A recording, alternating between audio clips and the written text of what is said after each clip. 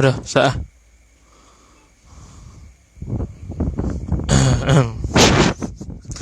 Kat mana office mana? Doa. Semalam lagi ya saya ke Shelly. Macam mana? Semalam lagi. Semalam taki.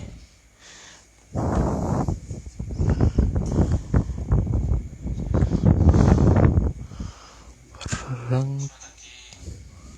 Haha. Mak kita legend Wih. Apa ya? Assalamualaikum ya.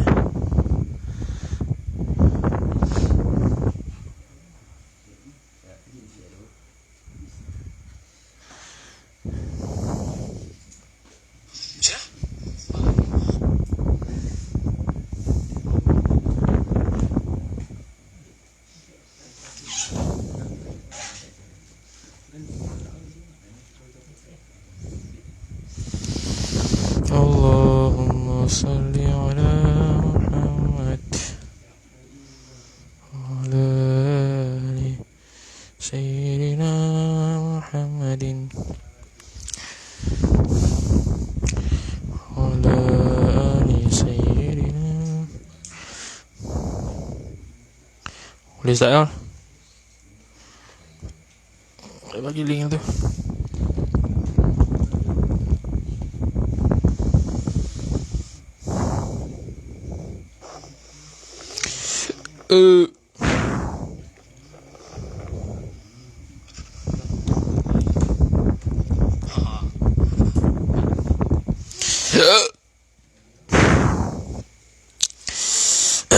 Assalamualaikum warahmatullahi wabarakatuh. A'udzu billahi minasyaitonir rajim. Bismillahirrahmanirrahim. Kau Suih. Alhamdulillahi rabbil alamin wassalatu wassalamu ala asyrafil anbiya'i wal mursalin sayyidina Muhammadin wa ala alihi wa sahbihi ajma'in. Subhanaka la ilma lana illa ma 'allamtana innaka antal alimul hakim. ولا حول ولا قوة إلا بالله العلي العظيم.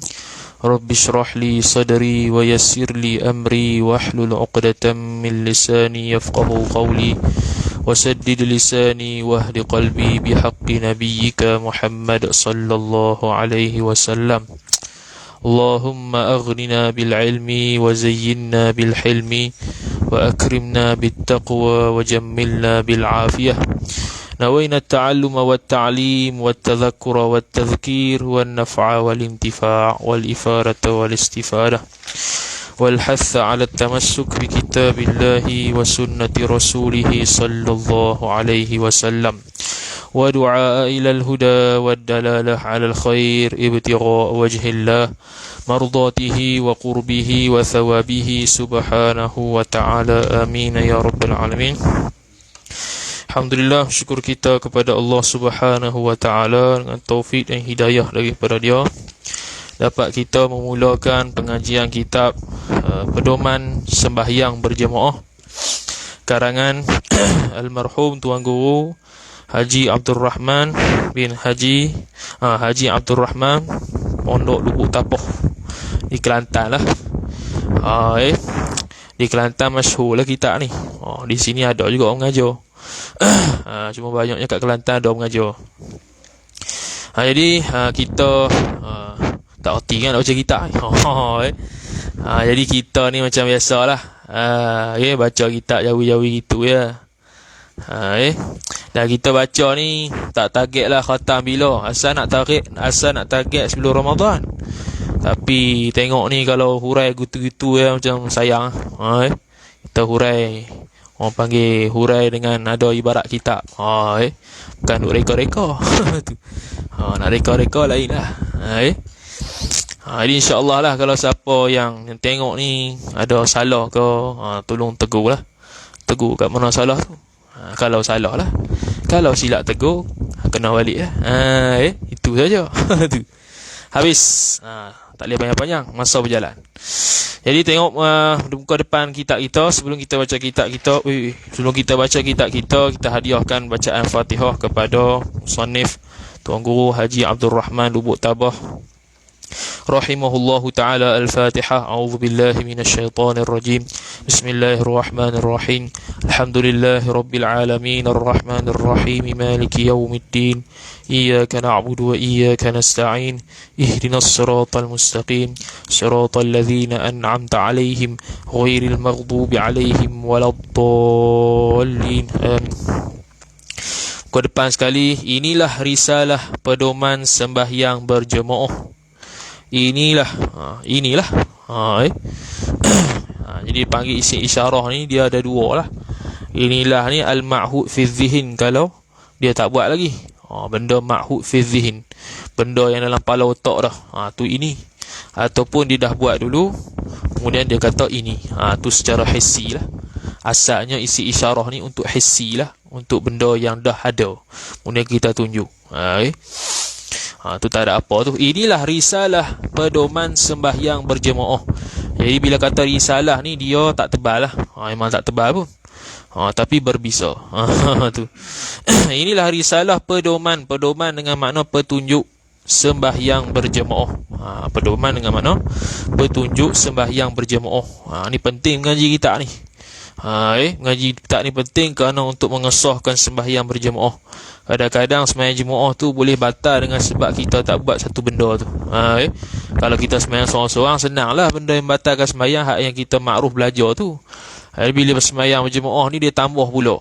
Rukun ke apa ke yang kena ikut imam, yang kalau tak ikut batal. Takut-takut kita tak mengaji ni tak sedar bahawasanya kita buat perkara yang membatalkan sembahyang. Maka kata dia, pedoman sembahyang berjemaah oleh almarhum Tuan Guru Haji Abdul Rahman Pondok Lubuk Tapah. Pondok Lubuk Tapah ni masyhur lah. Beliau adalah anak murid Tok Kenali lah. Anak dia ialah Tuan Guru Haji Abdullah Lubuk Tapah, tu anak murid Padae. Anak murid Padae masyhur di Kelantan. Meninggal lama dah. Waktu beliau ada, Haji Abdullah Lubuk Tapah ni memang Jabatan Mufti menjadi rujukan dia lah. Rujuk kat dia apa-apa hukum dan sebagainya. Macam baru ni lah Maulana Bukhari yang meninggal Pulau Pinang, rujukan pejabat mufti je. Set-set tak ada sijil belaka, tapi jadi rujukan. Sebab apa? Sebab ilmu dia. Sijil lah. Ilmu. Sijil dengan masuk kelas sijil. Ilmu dengan talaqi. Jadi masuk universiti ni kalau tak talaqi tak dapat ilmu tu. Keluar grade jadi orang bodoh. Tak jadi orang reti, dia orang bodoh. Habis Pasir Mas Kelantan, tu cetakan dia. Kemudian masuk waqala Syekhul Musannifu rahimahullahu taala nafa'ana Allah bi'ulumihi fid darain amin ya rabbal alamin. Bismillahirrahmanirrahim. Ni banyaklah syarahan bismillah tak ada bahas dah. Dengan nama Allah yang Maha Pemurah lagi Maha Penyayang. Kalau syarah kut pekohnya ada hak wajib. Hak wajib dalam mazhab Syafi'inya baca Fatihah tu, wajib baca bismillah.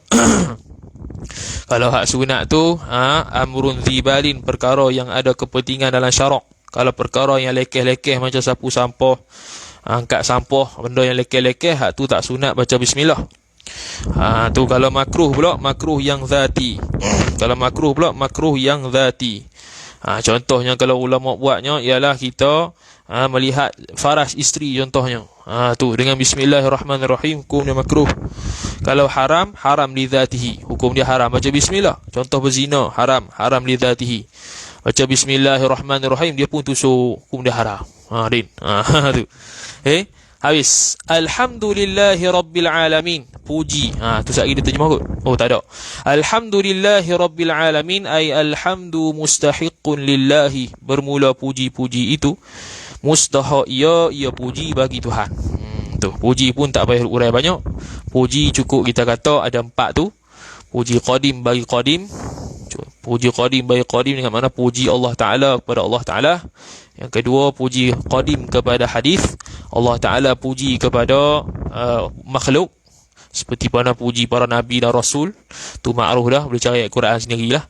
Lepas tu puji baharu kepada qadim, kita puji Tuhan, alhamdulillahi rabbil alamin. Kita puji tu.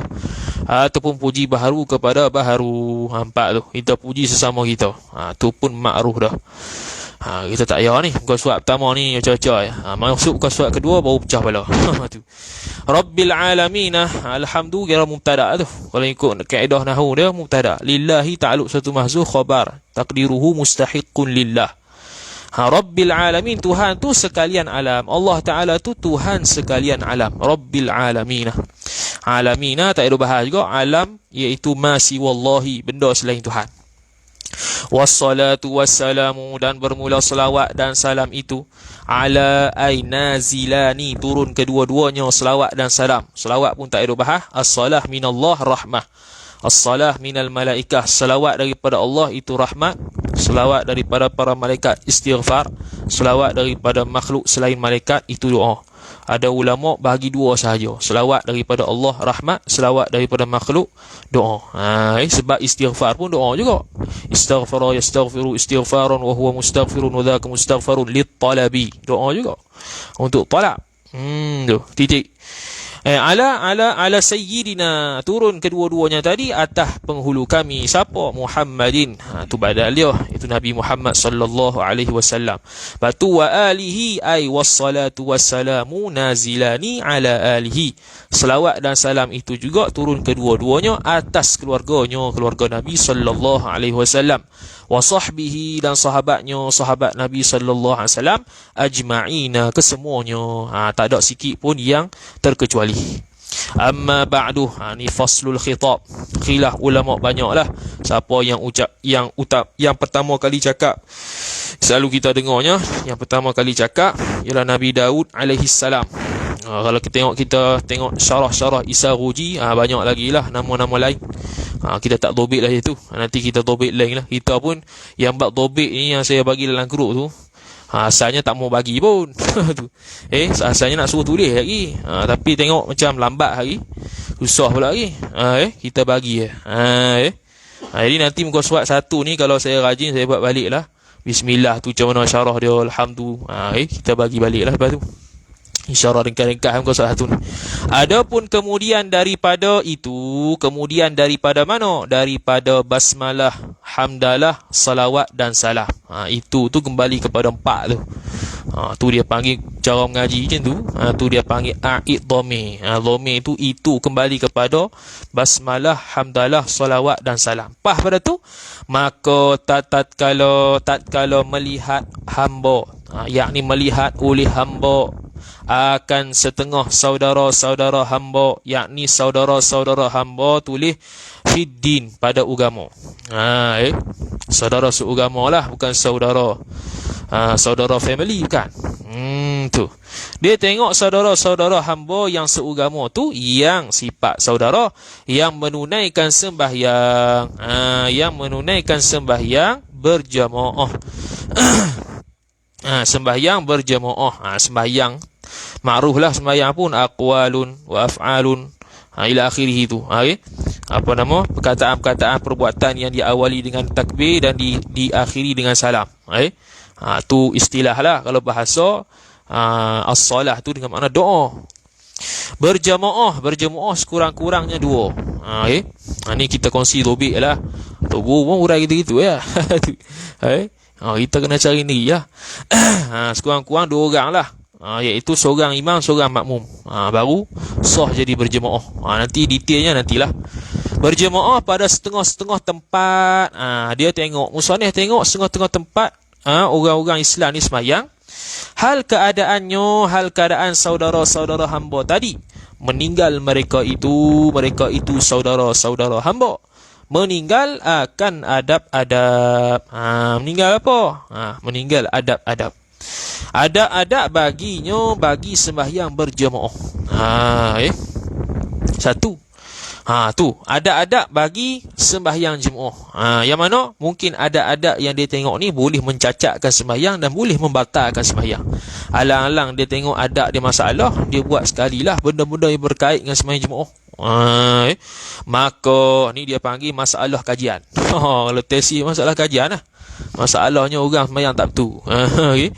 Maka bila ada masalah kajian baru dia boleh buat kitab ni. Maka bergerak fikiran hamba, yakni bergerak oleh fikiran hamba, akan menuliskan satu risalah yang menyata ia satu risalah itu akan setengah adab-adab yang tertentu baginya, bagi sembahyang berjemaah tadi. Dia pun nak tulislah kitab yang berkaitan dengan adab sembahyang berjemaah, supaya orang-orang dia ataupun saudara-saudara dia yang dia kata tadi sembahyang dengan betul. Tu. Supaya dapat kelebihan sembahyang berjemaah bagi mereka itu saudara-saudara hamba. Okey. Kelebihan apa? Nanti kita sebutlah, belakang dia akan sebut nanti. Antaranya 27 darjat tu. Tu. Mana dia?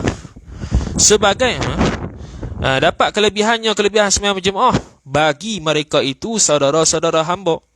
Dan tu. Dan tu atah pada dapat, yakni supaya terpelihara. Apa terpelihara ni? Yakni jika tak jaga maka boleh batal sembahyang. Tu dhabit kita lah. Dan terpelihara, apa terpelihara? Tulis yakni jika tak jaga maka boleh batal sembahyang. Jika tak jaga boleh batal sembahyang. Tu kena pelihara. Dan terpelihara daripada batal sembahyang mereka itu saudara-saudara hamba. Sebab tu dhabitnya, yakni jika tak jaga maka boleh batal sembahyang. Boleh. Nanti tengoklah macam mana tu, banyak benda. Sekira-kira mengamat-amati yakni memberi perhatian. Mengamat-amati yakni memberi perhatian mereka itu saudara-saudara hamba. Titik. Dia buat risalah ni untuk tujuan dia supaya orang saudara-saudara hamba tadi dapat kelebihan sembahyang berjemaah.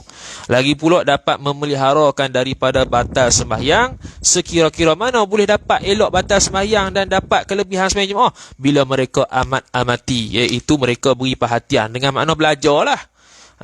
Beri perhatian dengan mana baca dan belajar. Kalau baca saja tak faham pun masalah juga. Habis.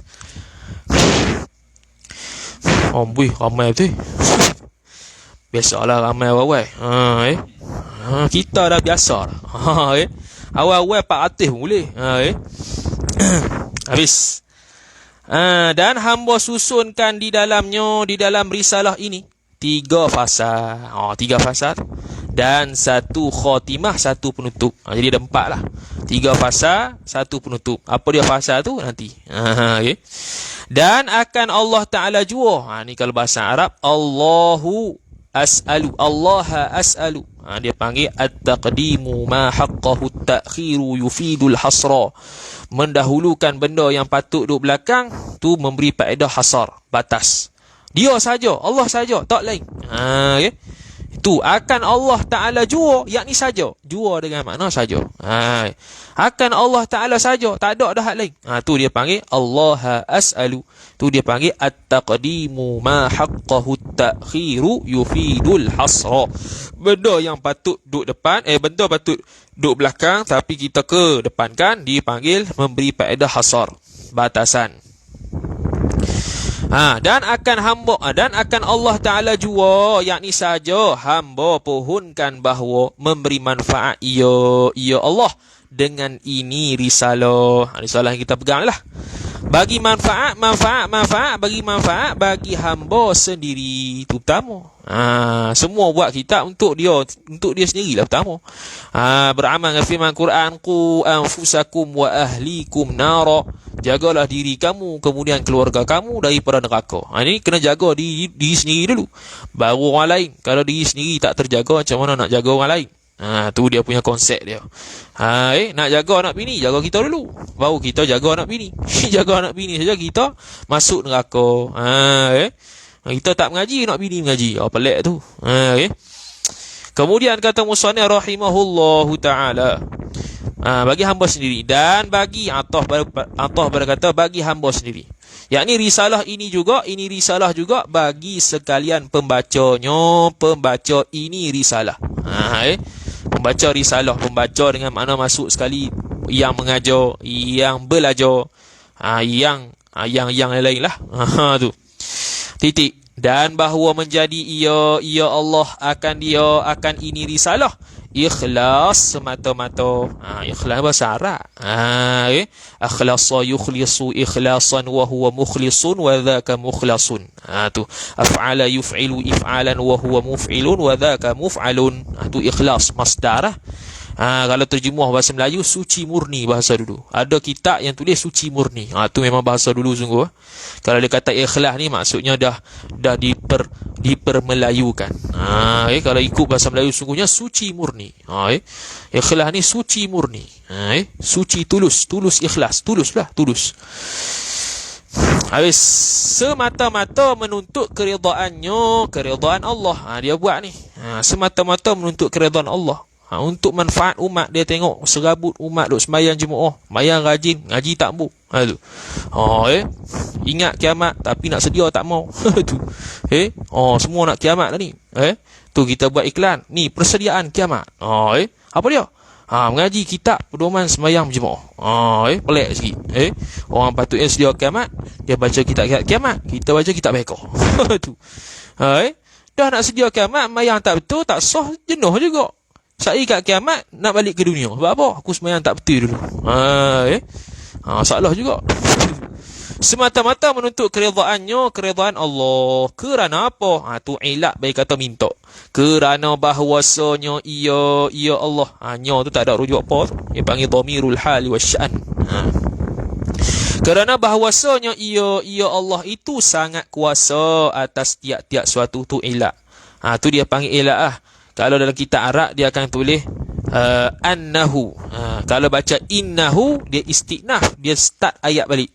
Kalau istinaf innahu dengan makna sesungguhnya Allah Taala itu maha kuasa atas tiap-tiap sesuatu. Tapi kalau dia buat ilat dengan makna annahu, dia akan baca annahu. Habis titik. Wabillahi taufiqu, dan hanya pada Allah jualah taufik. Ni pun samalah. Asalnya wat taufiqu billah. Tapi dia dikedepankan wabillahi taufiqu, dan hanya sanya Allah sahajalah taufik. Apa taufik? Iaitu khalqul qudrati ala ta'ah. Tu mudah-mudahlah. Khalqul qudrati ala ta'ati. Allah Ta'ala menciptakan kudrat untuk buat ta'at.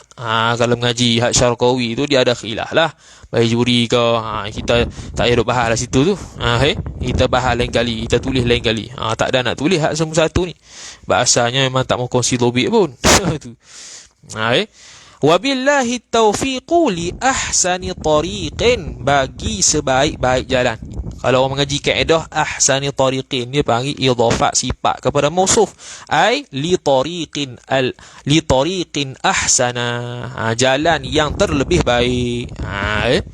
Taufik Allah Ta'ala tu pada jalan yang terlebih baik. Wala hawla li tarkil ma'asi, dan tidak ada upaya, yakni upaya li tarkil ma'asi, bagi meninggalkan maksiat. Tulis itu wala haula li tarkil ma'asi, dan tidak ada upaya, yakni untuk meninggalkan maksiat. Wala quwwata li fi'lil ibadati, dan tidak ada kekuatan upaya untuk melakukan ibadat. Illa billahi illa bi'aunillahi, melainkan dengan pertolongan Allah. Itu tafsir. Wala haula, yakni wala haula li tarkil ma'asi, wala quwwata, yakni wala quwwata li fi'lil ibadati, illa billahi, yakni illa bi'aunillahi, melainkan dengan pertolongan Allah. Al-Aliyyi, yang maha agung, tu sifat Allahi. Sifat kedua Al-Azimi, yang maha besar. Titik. Tu muqaddimah Syekh sudah habis. Masuk isi dia. Wa qala Syekhul Musannif rahimahullahu ta'ala.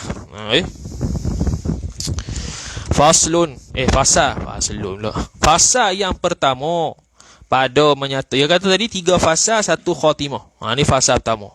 Fasal yang pertama pada menyatakan hukum. Tulis itu, yakni hukum pada syarak.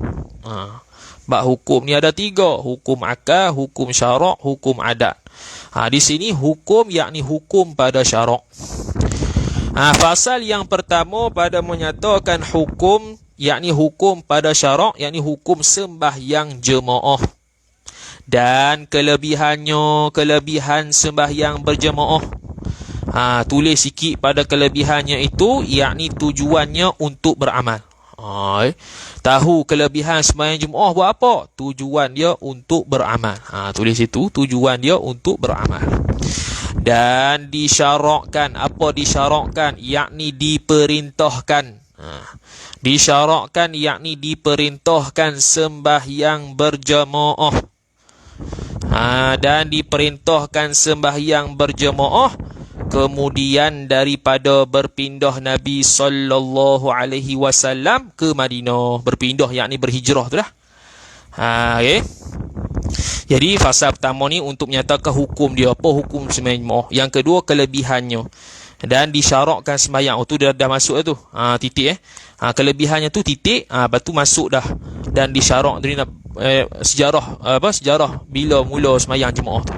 Dan disyarakkan yakni diperintahkan sembahyang berjemaah. Tengok nota kita tu kata musannif berjemaah. Kena print lah, kalau tak print pun tengoklah kat yang tu. Pagi tu. Tengok kat pad kau lah ni macam-macam. Hampa kaya tak apa. Tengok pad lah. Kita pad apa tak ada. Tengok nombor 1 saya tulis tu, muka surat 2 nombor 1 kata musannif berjemaah.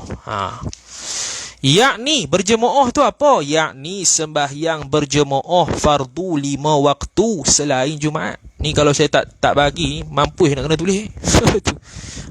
Sembahyang berjemaah apa? Yakni sembahyang berjemaah fardu 5 waktu selain Jumaat. Nak bahas tu. Jumaat, macam mana Jumaat? Ni satu-satu. Tu najm tu bukan bintang. Mana tahu orang awam ni najm natang apa pula ni. Tu nama kitab tu ringkas tu. Nama sebenarnya An-Najmul Wahhaj Bisyarhil Minhaj. Kitab ni. Ni 10 jilid. Tu buat sangkut tu. Sangkut lah. Sangkut. Ni 10 jilid ni. Ni kitab dia. 10 jilid kat bilik. Habis.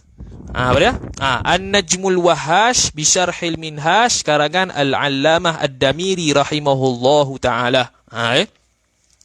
Dia kata apa? Saya guna bahasa pasar ni. Sebab asalnya tak mau share pun. Kita tulis bodoh-bodoh ni. Hak sunat hari. Yang duk pening lah. Dia kata dalam kitab An-Najmul Wahhaj kata kait dengan fardu tu. Kait dengan fardu sebab apa? Berjemaah fardu. Sebab apa fardu? Kait dengan fardu tu untuk mengeluarkan hak sunat. Tengok hak sunat. Untuk keluar hak sunat. Sunat tak payahlah. Fardu. Bincang fardu. Hak sunat lain lah. Dia kata maka jemaah pada sembahyang sunat itu bukan fardu kifayah. Sembahyang sunat itu bukan apa, maka jemaah pada sembahyang sunat itu bukan fardu kifayah tetapi sunat jua pada sebahagian sembahyang sunat. Sunat jua pada sebahagian sembahyang sunat. Ada sembahyang sunat ni yang sunat berjemaah, ada sembahyang sunat ni tak sunat berjemaah. Okey. Jadi ada sembahyang sunat yang sunat berjemaah, ada sembahyang sunat yang tidak sunat sembahyang berjemaah. Yang antara sembahyang sunat yang tidak sunat sembahyang berjemaah, contohnya sembahyang rawatib ke, sembahyang hajat ke. Walaupun begitu, walaupun tidak sunat untuk kita bersembahyang secara jemaah, kata Imam Nawawi rahimahullah dalam Al-Majmu' Syarah Al-Muhadzab, katanya sah lah mayang tu. Bukan nak kata bid'ah ke apa. Sah lah mayang tu. Ada kadang-kadang lepas kuliah dia suruh buat mayang hajat. Mayang hajat tu tidak sunat berjemaah, tapi kalau buat sah. Tu kait hak fardu sebab nak keluar hak sunat. Sebab tak semua sunat tu kena berjemaah, tapi sembahyang fardu berjemaah dituntut. Apa hukum dia? Nanti. Tu dalam kitab Najmul Wahhaj. Lepas tu dalam kitab Al-Muharrar. Muharrar ni karangan Al-Imamur Rafi'i. Matan Al-Muharrar. Ni 3 jilid. Matan Muharrar. Matan Muharrar 3 jilid. Muharrar itu diringkaskan dan ditambah baikkan oleh Imam Nawawi jadi Minhajut Talibin. Yang kita belajar dengan Ustaz Abu Usamah tu, hafizahullahu taala. Saya pun mengaji dengan dia. Tu majlis berapa tu 70 lebih lah. Apa qada tak qada confirm. Tu jadi matan Minhajut Talibin tu dia asalnya ambil hak muharrar ni, dia panggil proses mula. Hak yang mana patut kena buang, hak mana beri waham, dia jelaskan balik. Jadilah Minhajut Talibin. Baik kita cerita pasal ulama. Tu kata kita bagi ni boleh cerita pasal kitab, boleh cerita pasal ulama, taklah baca saja. Kadang-kadang pengajian Islam tapi tak erti kitab. Din. Tu. Muharrar. Kata muharrar dalam kitab Muharrar, Imam Rafi'i rahimahullah taala kata apa? Tengok tu. Imam Rafi'i, saya tulis Rafi'i ni bukan nama Tok PE ke apa ni. Imam Rafi'i ibaratkan dengan 5 waktu. Dia tulis dalam kitab Muharrar dia kait dengan 5 waktu. Untuk apa? Untuk keluarkan sembahyang fardu yang dinazarkan. Sembahyang fardu yang dinazarkan. Yakni nazar, dia tak nazar. Dia nazar nak sembahyang sunat contohnya, nak sembahyang sunat 2 rakaat kalau dapat sekian-sekian. Lepas tu dapat sungguh. Okey, dia wajib sembahyang sunat 2 rakaat, wajib. Kena jemaah tak? Tak jemaah. Kecuali kalau dia nazar buat jemaah lah, lain lah. Aku kalau berdapat for flat ni aku nak sembahyang jemaah 3 hari. Tu lain. Hak ni diri sembahyang ni nak nazar sembahyang tu. Aku nak sembahyang sunat, aku nak sembahyang 2 rakaat kalau aku dapat sekian-sekian. Maka dapat dah. Wajib tak? Wajib. Buat 2 rakaat tu wajib lah. Wajib. Tapi kena berjemaah tak? Tak payah berjemaah. Nak keluar hak tu. Imam Rafi'i buat tu kerana untuk mengeluarkan sembahyang fardu yang dinazarkan. Maka dia kata, maka tidak disyariatkan jemaah seperti mana ia disorehkan oleh Imam Rafi'i dalam bab azan, kerana tiada syiar padanya, tidak ada tuntutan untuk sembahyang berjemaah pada sembahyang nazar, tak ada. Seperti mana disorehkan oleh Imam Rafi'i dalam bab azan. Dalam bab azan tu habis. Lepas tu tengok lagi Najm, lepas tu buatnya tu Umdah. Apa dia? An-Najmul Wahash bi Syarhil Minhaj, karangan Al-Allamah Ad-Damiri. Lepas tu Umdah tu ialah Umdatul Muhtaj bi Syarhil Minhaj, karangan Ibnu Mulaqqin rahimahullahu taala. Mana tu? Ni. Umdatul Muhtaj. Hak ni 20 jilid ni kitab ni. Tebal. Tak buka tolak Umdatul Muhtaj ni. Dia nukil kitab-kitab yang kita jangan dengar lah. Dalam mazhab, dalam kitab Al-Ashab. Jadi dalam kitab An-Najmul Wahash bi Syarhil Minhaj dan kitab Umdatul Muhtaj bi Syarhil Minhaj karangan Ibnu Mulaqqin kata, selain Jumaat untuk mengecualikan sembahyang Jumaat. Kenapa dia qaid selain Jumaat? Kerana takrif tadi, selain Jumaat kita qaid itu. Kenapa selain Jumaat? Untuk mengecualikan sembahyang Jumaat. Sebab apa? Kerana ia sembahyang Jumaat tadi wajib fardu ain dengan ittifaq. Hak tu wajib fardu ain dah. Memang daruri dah kena tahu sembahyang berjemaah. Yang kita nak ambil beratnya ialah sembahyang berjemaah fardu yang selain daripada Jumaat.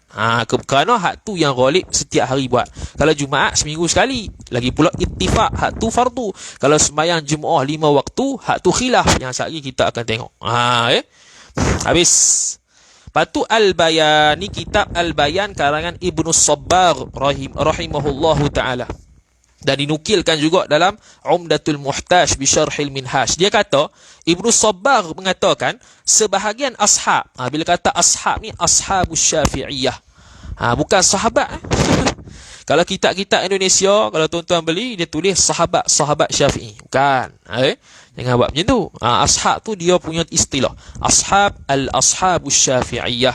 Ashab Syafi'iyah ni, kalau mengaji Minhajut Talibin tahulah, dia panggil wajah. Ini wajah. Ini ada wajah. Dia panggil itu. Apa wajah tu? Bukan wajah muka, bukan. Pendapat yang dikemukakan oleh ashab Syafi'iyah. Lepas tu hak yang terlebih kuat daripada wajah-wajah dia panggil aujah. Tu okey. Dia panggil aujah. Habis. Kemudian kata musannif pula. Dia kata apa? Ibnu Sabbagh mengatakan sebahagian ashab mengatakan sembahyang Jumaat itu fardu kifayah. Ada pandangan, tapi pandangan ini tidak tepat. Jangan pula kata, aku tak wajib sembahyang Jumaat COVID-19.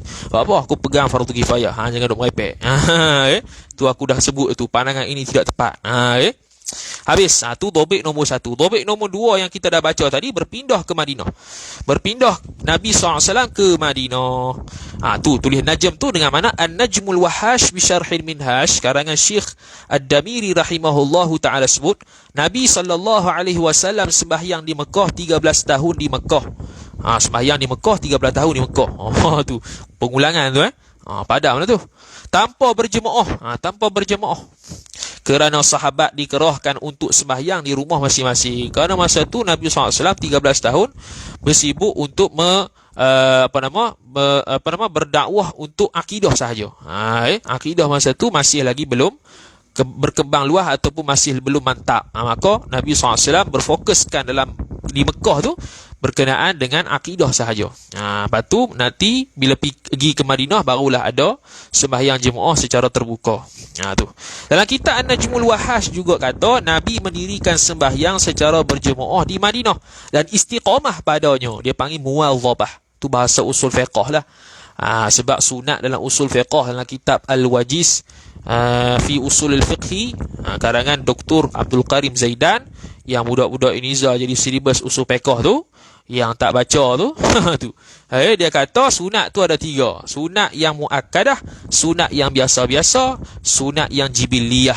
Sunat muakkadah kalau tinggal dapat celaan syarak walaupun tak berdosa, dia panggil celaan syarak. Kadang-kadang boleh jatuh makruh lah sunat muakkad kalau tak buat. Tu dia panggil muwadhabah. Tu bahasa dia muwadhabah. Kalau Nabi SAW sentiasa buat, itu dia jadi sunat muakkad kalau tak wajib. Macam sembahyang witir. Witir khilaf ulama antara mazhab Hanafi dengan Syafi'i. Mazhab Hanafi kata wajib, mazhab Syafi'i kata sunat muakkadah. Dia gitu. Kalau ada benda yang Nabi buat atau Nabi suruh, kalau tak wajib mesti sunat muakkadah. Kalau Nabi sentiasa buat lah. Kalau Nabi sentiasa tak buat, dia buat sekali-sekala, hak tu tidak muwadhabah, hak tu sunat hak biasa. Kalau sunat hak biasa dia tak buat, hak tu tidak celah syarak. Begitu juga sunat jibiliyah dari sudut pakaian ke apa nak ikut Nabi, hak tu tak buat pun tidak dicela syarak. Tu dalam Al-Wajiz fi usul al-fiqh dalam oleh Dr. Abdul Karim Zaidan rahimahullahu taala, meninggal. Ada kitab Al-Mufassal 10 jilid berkenaan dengan hukum hakam wanita sahaja. Tak silap Al-Mufassal nama dia. Dalam PDF ada. Nak beli tak ada. Habis. Kemudian tubik lagi, Nabi mendirikan salat jemaah habis. Dan telah sepakat dengan ijma' perkara tersebut. Yang ni ijma' kata Nabi SAW muwadhabah di Madinah sembahyang berjemaah. Habis. Titik. Okey, kita masuk pula. Kata musannif rahimahullahu taala. Syarah pula ni. Mana dia? Dan ialah sembahyang berjemaah itu ketentuan umat ini, yakni khusus bagi umat Nabi sallallahu alaihi wasallam. Mana? Seperti Jumaat, yakni sembahyang Jumaat juga khusus pada umat. Dia nak tashbih lah. Dia kata sembahyang Jumaat, dia kata sembahyang berjemaah ni khusus untuk umat Nabi. Macam sembahyang Jumaat khusus untuk umat Nabi. Umat lain tak ada. Dan 2 hari raya juga khusus bagi umat Nabi, tak ada umat lain. Di sini ibarat Jawi ni sebiji dalam Hasyiah I'anatul Talibin ala Fathil Mu'in Syarah Qurratil Ain bi Muhimmatid Din. Sebiji. Memang rujukan ulama Melayu kita I'anah memang kemah lah. Jadi ibarat ni memang sebiji dalam I'anah. Boleh tengok. Boleh tengok awal-awal fasal main jemaah tu, dia ada tulis. Tu. Hari pergi tengok nombor 12 tu. Nombor 12 tu. Sebab dia spontan. Jadi nombor 12 buka nombor 12 tu. Kata musannif seperti Jumaat. Tu saya letak i'anah. Apa i'anah? Bukan senak perut ni. I'anah ni Hasyiah I'anah At-Talibin ala Fathil Mu'in Syarah Qurratil Ain bi Muhimmatid Din. Saya tulis ibarat ini diambil serupa macam i'anah. Kalau rajin tu bolehlah tulis ibarat dah. Nanti kalau saya rajin saya tubuh pipis balik ibarat tersebut. Memang serupa. Kemudian ditulis bawah tu lagi masih dalam i'anah, hakikat berjemaah itu hasil pertambatan hubungan antara imam dan makmum meskipun seorang sahaja makmum. Jadi sembahyang jemaah ni hakikat dia untuk pertambatan, dia panggil ikatan, perhubungan antara imam dan makmum, ada relationship walaupun seorang makmum sahaja. Kata Al-Imam Munawi rahimahullahu ta'ala, ni masih dalam i'anah, hikmah pensyariatan sembahyang berjemaah ini ada 3. Saya tulis ABC dah. Senang baca. Senang. Kalau malas mari aku tak tahu. Aku yang sikit kepala, hampa senang.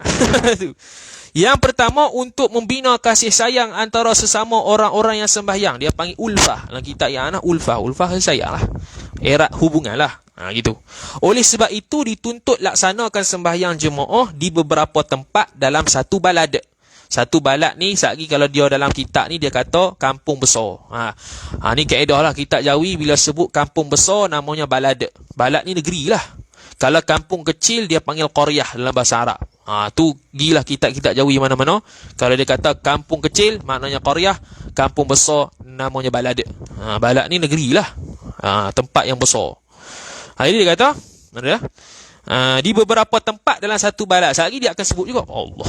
Sehari dia akan sebut juga. Kampung-kampung besar ni, dia kena ada beberapa tempat sembahyang jemaah, surau dan masjid. Kalau kampung kecil, memada satu. Untuk lepas fardu kifayah. Itu lagi lah. Supaya dapat berjumpa jiran-jiran lain pada waktu sembahyang. Itu hikmah yang pertama. Kenapa disyariatkan sembahyang berjemaah? Untuk kita jumpa lah. Ni jiran pun tak mari. Tu masalah. Tu yang kedua. Yang pertama. Yang kedua, supaya orang jahil dapat tahu daripada orang lain terhadap apa. Silap sikit ni. Orang alim ni. Orang alim bukan orang lain. Betul ya? Dobit sendiri pun silap. Sebik perasan. Orang alim ni bukan orang lain. Yalah, bolehlah orang lain, tapi orang lain tu yang alim.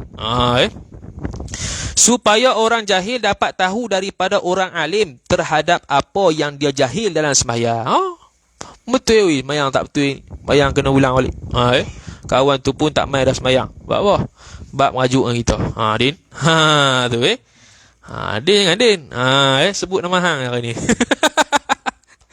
Habis, yang ketiga, darjat manusia berbeza-beza. Maka keberkatan darjat orang yang sempurna akan pergi kepada orang yang kurang sempurna. Maka sempurnalah kesemuanya. Tu tumpang barakah orang. Sebab tu, kalau ada sembahyang jemaah tu ada orang alim, ada orang soleh, kita tumpang berkat mereka. Hakadha qalahu al-Munawi. Tu dinukilkan oleh Hasyiah I'anah At-Talibin. Habis. Kemudian 2 hari raya, buka nombor 8. Ceramuk tu. Buka nombor 8, hari raya. Mana dia? Kata musannif, dan 2 hari raya. Saya tulis Mughni dengan Umdah. Dengan mana? Mughnil Muhtaj Bisyarhil Minhaj, karangan Syekh Al-Khatib Asy-Syirbini rahimahullah. Tak ada lagi ya. Yang barunya tu 8 jilid tu. Mahal tu 600. Tu 600 pada 500 pada. Dan slash tu Umdah, yakni Umdatul Muhtaj bi Syarhil Minhaj. Yang Umdah ni 1600. Hak ni pun orang bagi. Gila aku nak beli 1600. Tak ada duit aku. Orang bagi tu. Jadi Mughni dengan Umdah kata apa? Sunat muakkadah sembahyang berjemaah meskipun pada perempuan. Macam pelik ni. Tu. Apa kaitan ni dengan hari raya? Silap. Bukan 2 hari raya lah. Dan iaitu sunat muakkadah, nak huraikan hak tu. Silap.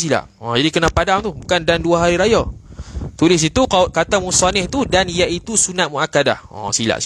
Silap juga. Sebab perasan. Jadi 2 hari raya habislah. Dan Jumaat dan 2 hari raya habis. Kita baca matan lu. Kita baca matan pula. Kita baca pedoman lu.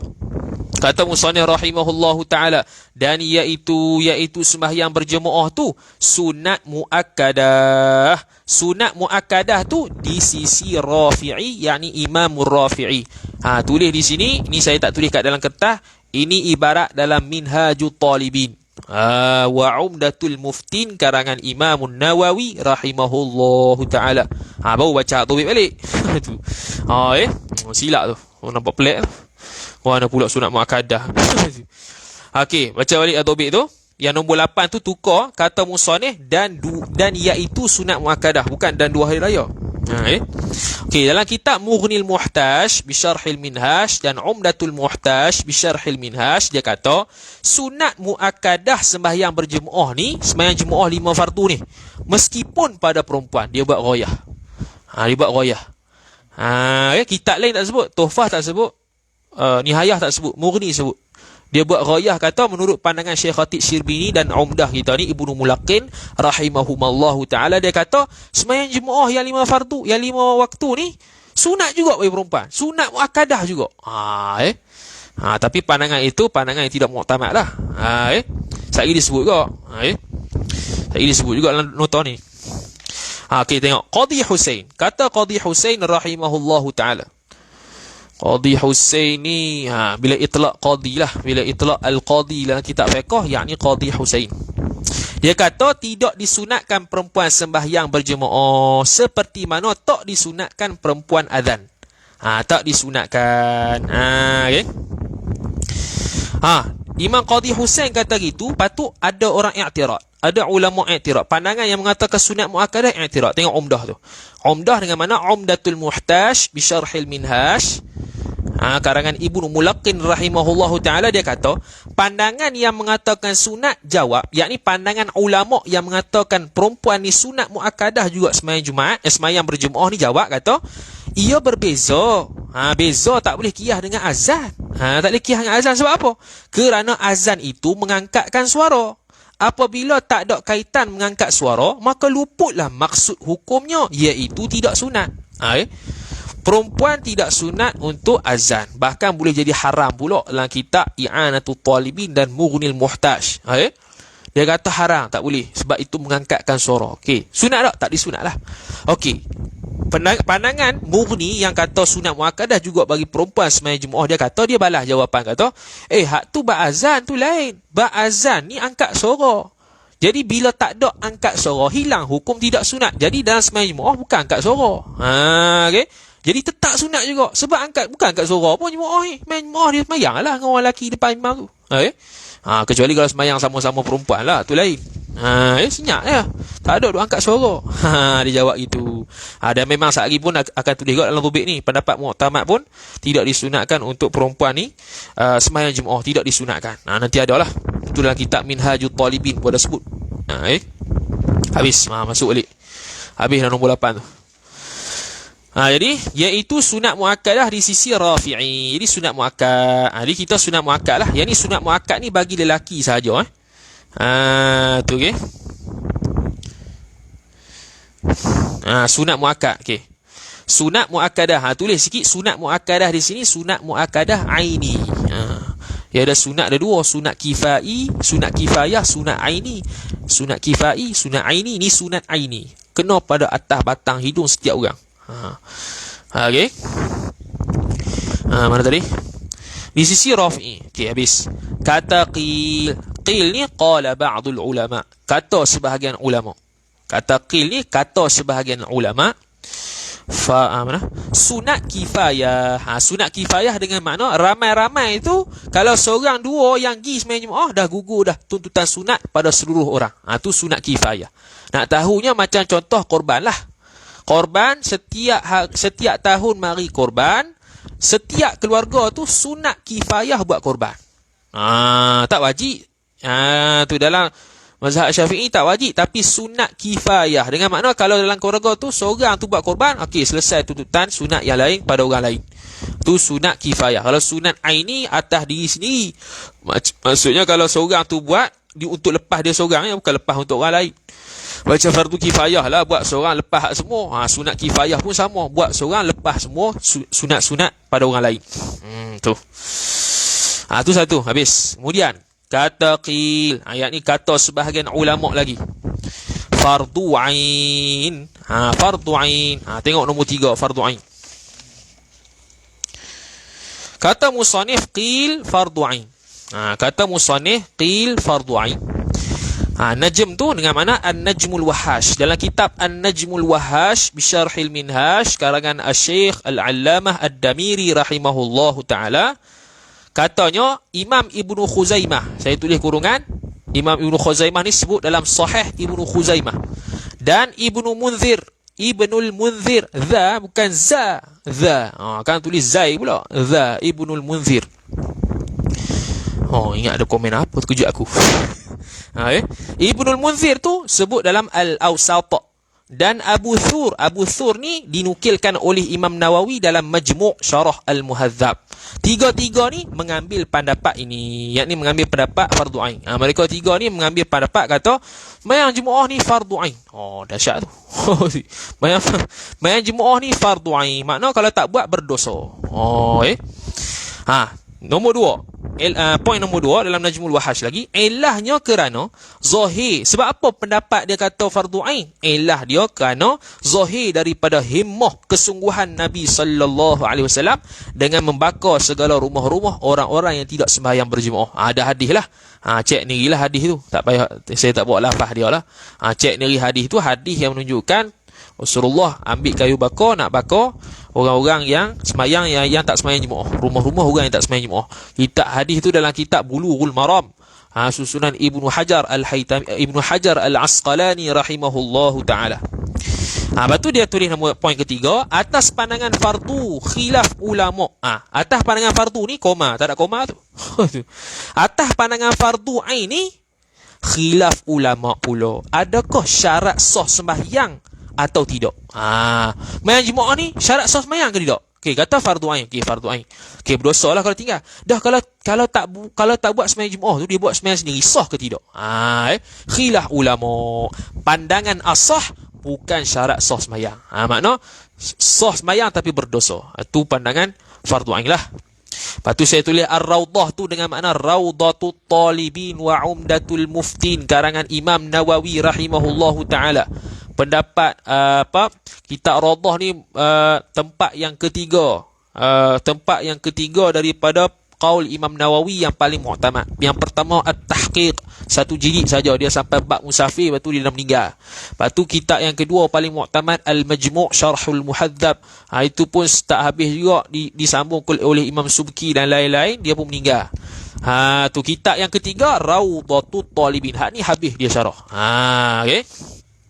Dalam kitab Rawdatut Talibin 10 jilid saya punya dekat rumah, tapi cetakan bodoh-bodoh lah, Darul Hadis tu kat rumah Penang tu.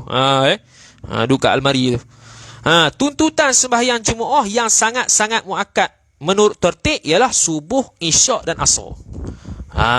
Ikut tertib. Sembahyang jemaah yang sangat-sangat muakkad, yang sangat-sangat dituntut. Makna hak lain daripada tiga ni sunat juga tapi tak dituntut sangat. Itu bahasa dia lah, bukan makna tak sembahyang.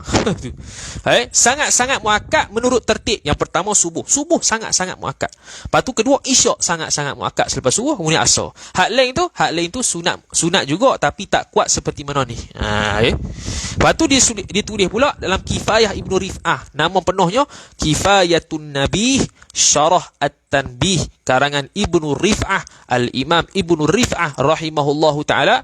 Yang cetakan dulu tu, cetakan sekarang tu yang mana Syekh Khatib Syirbini rahimahullahu taala syarah kepada At-Tanbih. At-Tanbih tu matan Al-Imam Asy-Syirazi rahimahullahu taala, dekat kotak tu.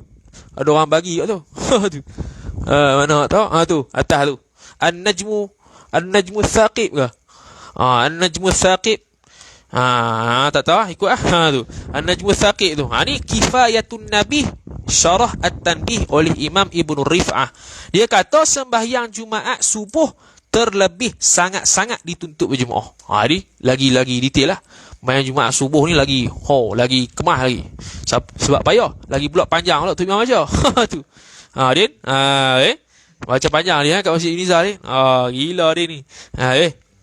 Okey, lain poin seterusnya. Umdah Rawdah dengan makna dalam kitab Umdatul Muhtaj bi Syarhil Minhaj dan dalam kitab Rawdatut Talibin wa Umdatul Muftin sebut, jikalau orang sakit mampu sembahyang berdiri. Ini masalah. Jikalau orang sakit mampu sembahyang berdiri keseluruhannya, dengan makna daripada awal start sembahyang sampai salam dia boleh berdiri. Maksudnya sembahyang biasalah, bukan sujud pun berdiri kan. Dia boleh sembahyang berdirilah, sembahyang secara normal daripada awal sampai habis. Secara munfarid, secara seorang-seorang, dia boleh buat begitu. Dia boleh buat sembahyang daripada awal sampai habis tapi dengan sembahyang seorang. Dan apabila dia sembahyang berjemaah dalam keadaan duduk, tapi kalau dia sembahyang jemaah dia kena duduk sebab lambat. Contohlah, dia sakit kan. Kalau aku sembahyang seorang ni aku boleh berdiri pada awal sampai habis. Tapi kalau aku sembahyang jemaah, tu imam lambat lah, tu imam buat pasal lah, aku nanti kena duduk sebab sakit pinggang. Contohlah. Maka khilaf ulama, afdal ke dia afdal sembahyang jemaah ke afdal sembahyang sendiri. Khilaf ulama dia tulis. Khilaf ulama buat titik tindih itulah. Kita buat main gitu ya. Maka khilaf ulama titik tindih. Afdal sembahyang sendiri atau tak ya. Titik tindih ada dah. Okey. Okey. Khilaf ulama afdal sembahyang sendiri atau jemaah. Sekali lagi saya ulang, orang tu sakit dia boleh berdiri daripada awal sampai habis dalam keadaan sembahyang sendiri. Tu. Tapi kalau dia nak sembahyang Jumaat, dia kena sembahyang duduk sebab sehari Tok Imam lambat contohnya. Lambat sembahyang. Dah lagu mana? Afdal ke tidak dia sembahyang Jumaat? Dia kena sembahyang Jumaat ke atau sembahyang seorang lebih baik? Maka khilaf ulama. Saya tulis afdal sembahyang munfarid, yakni sembahyang seorang diri. Jika sembahyang Jumaat juga sah sembahyang duduk. Kan sakit. Dia bukan sengaja sakit pinggang. Dia duduk boleh tak? Kalau sembahyang Jumaat boleh, tapi afdalnya sembahyang sendirilah. Tapi ni pandangan siapa? Ini dalam kitab Al-Hilyah oleh Al-Imam Asy-Syashi. Ni pandangan ni disebut dalam Umdatul Muhtaj bi Syarhil Minhaj. Ni jarang ni. Asy-Syashi tak jarang dengar. Asy-Syashi ni nukil daripada Syekh Abu Hamid rahimahullahu taala. Bukan dalam kitab fiqh kita kalau sebut Syekh Abu Hamid bukan Ghazali dia kata Abu Hamid Ghazali. Bukan, dia Syekh Abu Hamid. Nama dia tak ingat. Kalau Al-Ghazali dia akan sebut Al-Ghazali. Abu Hamid lain. Jadi ni pandangan Abu Hamid dinukilkan oleh Asy-Syashi. Asy-Syashi ni dinukilkan dalam kitab Umdah Al-Muhtaj. Itu pandangan pertama. Pandangan kedua, ni khilaf 4 qaul. Pandangan kedua kata berjemaah lebih afdal. Berjemaah lebih afdal. Okey. Semua ni dalam Umdah belakang ni. C, nombor 3. Pandangan ketiga kata dia tu boleh pilih. Nak sembahyang munfarid boleh, nak sembahyang jemaah pun boleh. Yang pandangan terakhir kata tidak boleh dia sembahyang jemaah. Tu dalam kitab Az-Zakhair. Kitab Az-Zakhair tu dinukilkan dalam Umdatul Muhtaj bi Syarhil Minhaj. Jadi khilaf lah pandangan ni. Jadi tak ada masalah lah orang sakit. Orang sakit maknanya di sini kita dapat faham ittifaqnya kata bahawasanya orang sakit ni tak dituntut sangat berjemaah lah, tapi boleh. Kalau nak pergi jemaah boleh. Sebab ada pandangan yang kata afdal dia sembahyang sendiri, ada pandangan yang kata afdal dia sembahyang jemaah, ada yang kata boleh pilih, ada yang kata tak boleh pula sembahyang jemaah. Tu pandangan khilaf. Habis. Ada lagi kan? Dalam kitab Najmul Wahash ada lagi. Kata habis tak ada lah. Habis. Nombor 3 habis dah, fardu ain. Masuk balik. Dan terlebih sahih. Dan terlebih sah dengan makna pandangan asah. Ni terjemahan ulama kita. Pandangan asah itu terjemahnya dengan terlebih sah. Cuma kalau guru sekarang ni dia akan kata baiknya istilah ni tak payah terjemah lah. Kekalkan asah, sahih, dhaif, azhar. Kalau azhar nak terjemah mana? Yang terlebih zahir. Mana ada yang tak zahir kalau mana? Tu. Ini pening Jadi terlebih sah di sisi Nawawi. Ni dalam kitab Minhajut Talibin. Sebiji lah. Di sisi Imam Nawawi rahimahullah dia kata apa? Fardu kifayah. Dobit sikit kat tok guru saya ni, saya mengaji ni, saya dobit kat fardu kifayah tu, yakni fardu kifayah pada rakaat pertama sahaja. Fardu kifayah pada rakaat pertama sahaja. Macam mana? Sembahyang Jumaat pada awal. Lepas tu masuk rakaat kedua semua pakat mufaraqah. Boleh tak? Lepas dah fardu kifayah? Lepas. Tu. Jangan buat sudah lah. Apa buat macam tu. Okey, nombor 4 tulis tengok nota tu. Nombor 4 tu. Okey, nombor 4 kata musannif di sisi Nawawi tu. Yakni bagi lelaki sahaja. Ni. Yakni bagi lelaki sahaja. Yakni bukan perempuan lah. Perempuan tak ada lah. Tu dalam kitab Minhajul Talibin tu. Di sisi Imam Nawawi sahaja. Imam Nawawi kata dia kata sunat. Habis. Mana tadi?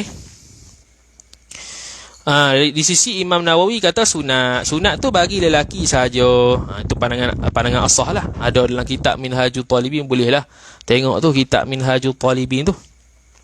Lepas tu nota tu kata dalam kitab An-Najmul Wahash bi Syarhil Minhaj, karangan Syekh Ad-Damiri lah rahimahullahu taala. Tengok nota yang saya bagi tu. Dia kata terkeluar hak perempuan. Perempuan tak masuk lah, lelaki sahaja. Lepas tu mereka tidak termasuk dalam kefarduan ini, bahkan sunat sahaja. Sunat. Yang ni bukan fardu kifayah lah, sunat sahaja. Sunat. Tapi nak bandingkan sunat muakkadah yang ada pada lelaki dengan sunat muakkadah pada perempuan, sunat muakkadah pada lelaki lagi kuat lah. Lepas tu saya tulis itu, tengok nota tu, kitab kifayah, yakni Kifayatun Nabih tu lah, Syarah At-Tanbih tu. Dia nukil daripada Qadhi Husain, Al-Imam Qadhi Husain rahimahullahu ta'ala. Iaitu dia kata sembahyang itu tidak disunatkan pada hak perempuan. Seperti mana? Tadi tu lah. Tu pengulangan tu boleh potong. Boleh potong tu. Yang kifayah tu tadi tu lah. Tapi sama begitu juga khunsa. Hukum dia sama. Khunsa sama dengan perempuan. Khunsa sama dengan perempuan. Tu. Kemudian dia ada tambahan sikit saya buat tu dalam kitab An-Najmul Wahash bi Syarhil Minhaj. Dia tulis apa tu? Sembahyang jemaah, betul lah. Sembahyang berjemaah itu tidak wajib atas hamba secara jazam. Ni hamba lah, hamba tak ada sekarang. Kita merdeka belaka. Jadi kalau hamba sembahyang jemaah tu wajib tak? Tak wajib. Secara jazam, secara yakin lah. Putus. Habis. Mana dia? Lepas tu orang telanjang ke nak pula? Orang telanjang nak sembahyang jemaah. Orang telanjang tak wajib sembahyang jemaah. Dia tak ada orang panggil apa? Kalau pakat semua telanjang tak ada pakaian, contoh banjir lah. Banjir belaka, tak ada pakaian semua.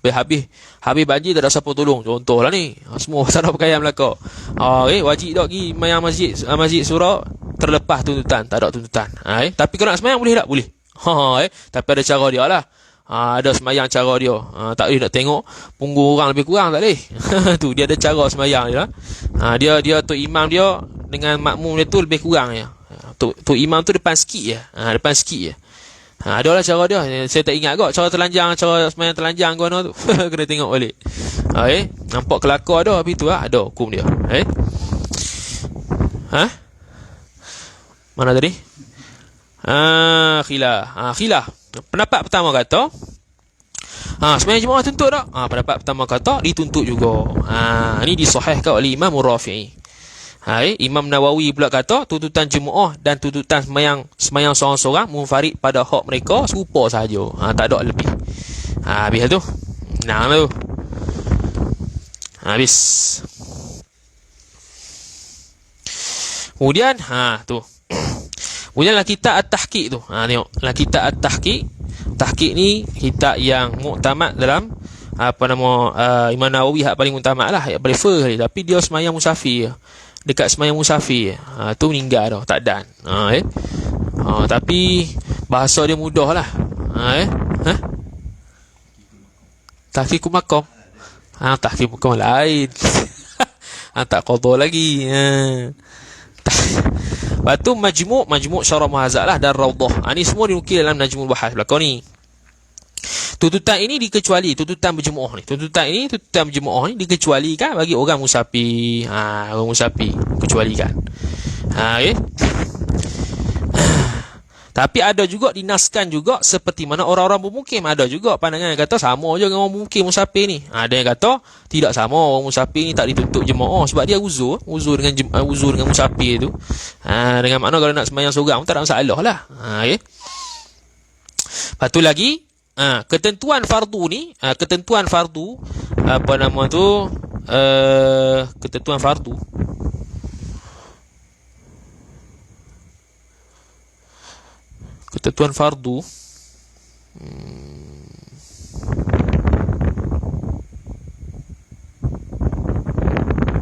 okey fardu kifayah.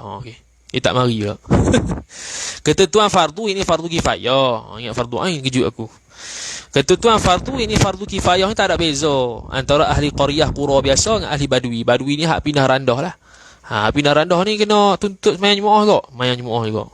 Ahli qura ni ahli menetap lah. Di kampung biasa. Ahli badui yang pindah randah. Okey. Habis tu nombor 4. Fardu kifayah tu titik. Dan tak dapat tiada wallahu a'lam. Biasa tu 10.30 lebih tu. Tak dapat berapa baris tu. Kita sambung pula insya-Allah taala pada minggu akan datang. Wallahu taala alam. A'udzubillahi minasyaitonirrajim. Jadi jadi kita bagi nota ni mudah sikit lah. Kalau kita suruh tulis ke payah lambat. Tahu baca pun baru 4-5 baris. Ada 2 muka kot lah, semuka lebih. Kalau bagi suruh tulis tu, kan ada yang tak tulis pula. Gitulah. Tengoklah kalau nota tu kita pun sibuk juga. Nota ni kita buat pun jenuh seharian jugalah. supaya dapat manfaat lebih. Taklah baca saja boleh. Kalau baca saja, ingat baca saja tu sebelum Ramadan tu khatam lah. Nak 4 muka surat sehari, 4 muka surat sehari 12 majlis habis. Dia 40 muka surat kan. Dia 40 muka surat tu, yang 41 dan ke atas tu dah baca sunat apa, zikir-zikir dah, tak ada apa tu, baca sendiri lah. Biar kita orang panggil apa, tahu lebih. Gini. Ataupun ada kesedaran kalau nak sembang Jumaat. Tak sembang Jumaat contohnya. Wallahu taala alam. Sambung pada sesi akan datang insya-Allah taala. A'udzubillahi minasyaitonir rajim. Bismillahirrahmanirrahim. Alhamdulillahirabbil alamin. Wassalatu wassalamu ala asyrafil anbiya'i wal mursalin sayyidina Muhammad wa ala alihi wa sahbihi ajma'in. Allahumma zidna ilma warzuqna fahma. Allahumma zidna ilma warzuqna fahma. Allahumma zidna ilma warzuqna فهما وصلى الله وسلم على سيدنا محمد وعلى آله وصحبه وبارك وسلم والحمد لله رب العالمين والسلام عليكم ورحمة الله وبركاته.